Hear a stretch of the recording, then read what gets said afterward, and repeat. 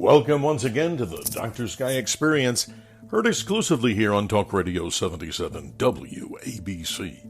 We like to call WABC, and rightfully so, the crown jewel of radio, the iconic 77 Talk Radio WABC, beaming proudly out of New York City, the nation, the world, and I'm sure even out to the cosmos.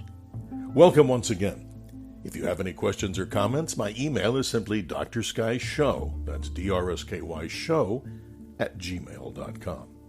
And here now is your mid-June 2024 Sky Events calendar.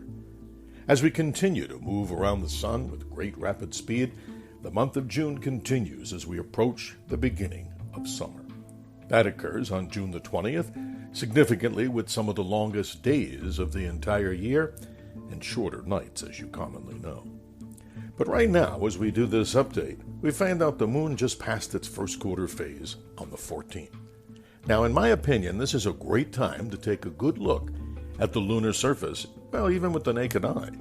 But obviously, you'll need a pair of binoculars or a telescope to reveal some of the great detail. As we approach the 55th anniversary of the great historic Apollo 11 landing, July 20th of 1969, gives us a good opportunity to take a look with binoculars and telescopes. And what would we see during the first quarter phase? We would see the greatest of shadow relief along the middle of the moon, that area called the terminator.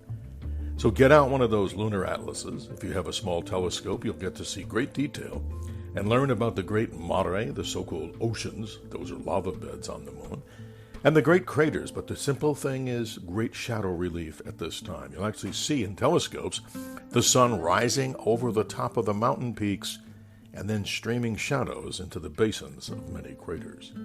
But things get better. After the 14th, the moon, of course, moves on to apogee on that date, farthest from the Earth. Then we call that phase of the moon between first quarter and full a gibbous phase. Actually, the moon looks elliptical or egg-shaped. But the real show for the month of June, in my opinion, will be the beautiful full strawberry moon on the evening of the 22nd of June.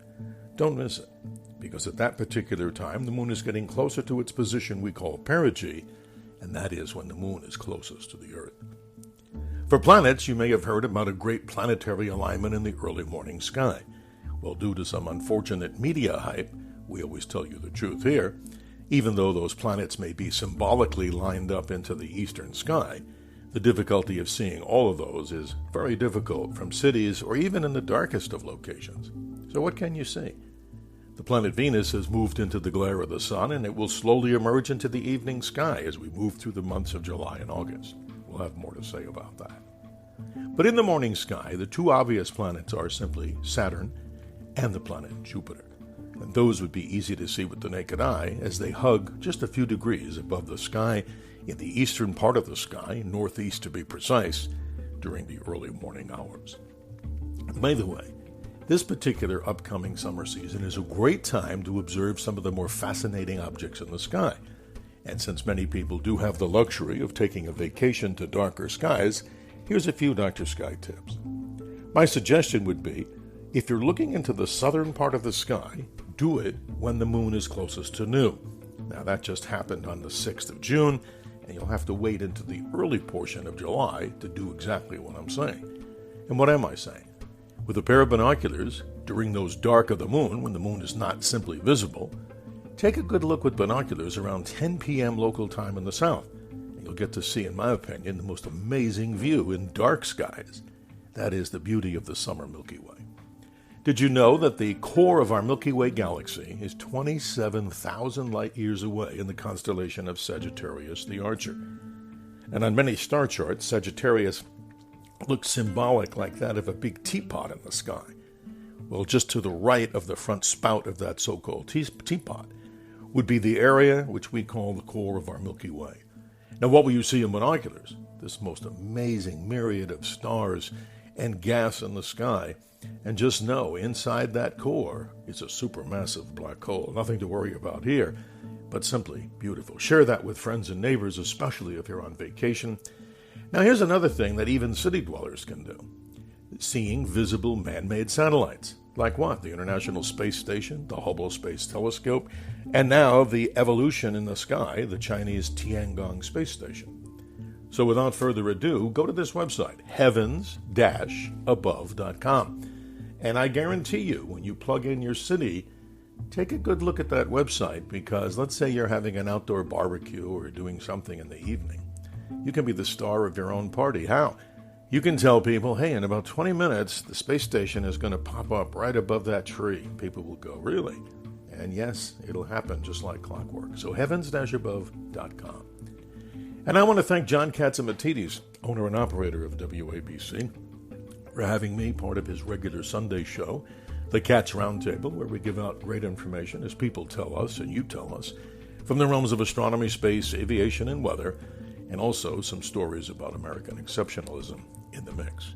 And it's a privilege and honor to be with legendary broadcaster Frank Morano every other Wednesday at 1 a.m. as we change, with his permission, the name of The Other Side of Midnight to Cosmic Conversations. So tune in then with your questions and comments and so much more. Until then, I'm Dr. Sky, wishing you the best for health and happiness, and above all, well, what could be better than that? Well, hopefully clear skies. As simply, I'm your navigator on the highway to the heavens. And let me say this, ladies and gentlemen. This highway has no tolls on it. So you have the opportunity to experience the most beautiful sights in the nighttime sky, particularly at this particular time of year. And as we peer into our own galaxy with questions that we still want answered about the nature of the universe, where did we come from, we go back to a famous quote from Shakespeare in Act 1, Scene 5 of Hamlet. And it goes like this, and I quote, "There are more things in heaven and earth, Horatio, than are dreamt of in your philosophy." And what does that really mean? It means that human imagination may be limited, but many things that we simply don't know and have not been discovered yet or even dreamt of yet. Hopefully, you'll have a great summer, and appreciate all of you listening to the Dr. Sky Experience here on Talk Radio 77, WABC.